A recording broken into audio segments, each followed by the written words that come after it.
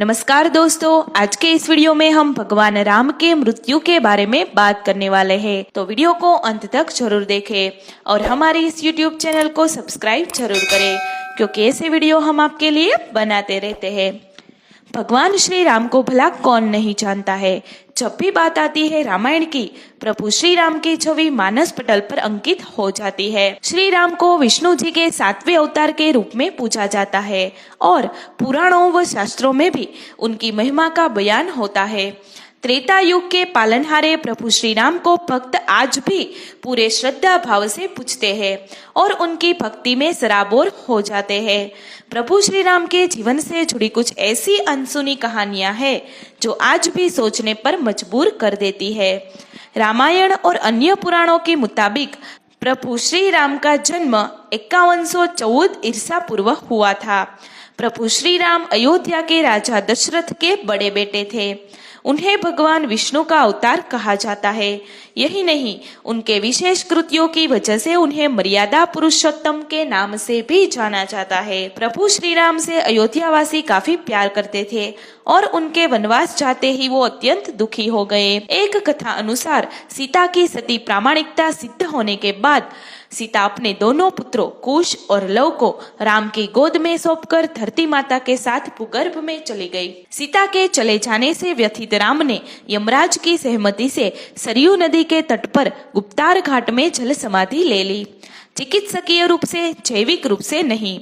रामायण के पेचीदा मुद्दों में से एक यह है कि यह कहता है कि राम ने 11,000 वर्षों तक शासन किया। कहा जाता है कि उनके पिता दशरथ भी 60,000 वर्षों तक जीवित रहे थे। सीता की आयु 43 वर्ष की थी जब रावण ने उनका अपहरण कर लिया। तब श्री राम की आयु 52 वर्ष की थी। 8-10 महीने पूरे करने के बाद श्री राम ने रावण का वध किया। तब श्री राम की आयु 53 वर्ष थी। कहते हैं कि वे 11,000 वर्षों तक जिंदा वर्तमान रहे।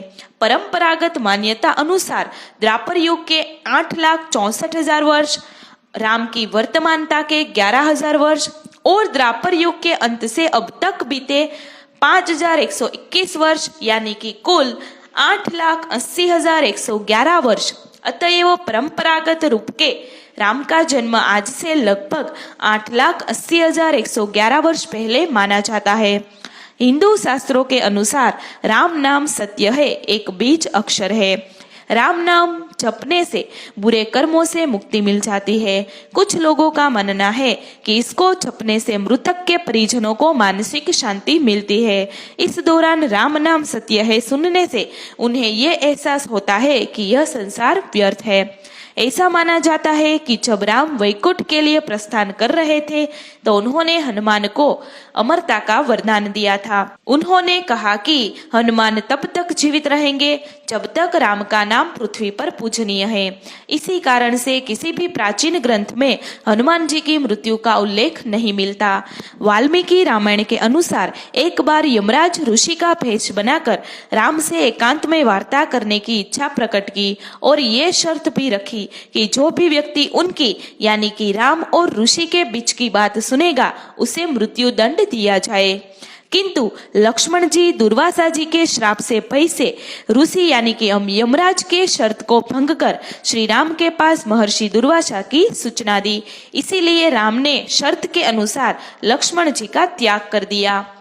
कहा जाता है कि जब माता सीता को अपने पवित्र होने का प्रामाणिकता सिद्ध करने के लिए कहा गया तो उन्होंने परीक्षा देकर अपने पवित्र होने का प्रमाण दिया, लेकिन इसके पश्चात सीता जी अपने दोनों पुत्रों कुश और लव को राम जी को सौंप दिया और धरती माता से ये कहा कि हे माता, मुझे अपने अंदर समा लीजिए। माता सीता जी के इतना कहते ही धरती फट गई और देखते ही देखते वह भूगर्भ में चली गई। सीता जी के इस तरह से चले जाने के कारण राम जी व्यथित हो उठे और यमराज की सहमति से सरयू नदी के तट पर गुप्तार घाट में राम जी ने जल समाधि ग्रहण कर ली। दोस्तों, आपको हमारी ये वीडियो कैसी लगी कमेंट करके जरूर बताएं। अगर हमारा वीडियो अच्छा लगे तो लाइक एंड शेयर जरूर करें। हमारे नए वीडियो देखने के लिए हमारी इस YouTube चैनल को सब्सक्राइब जरूर करें, क्योंकि हम आपके लिए ऐसी वीडियो बनाते रहते हैं।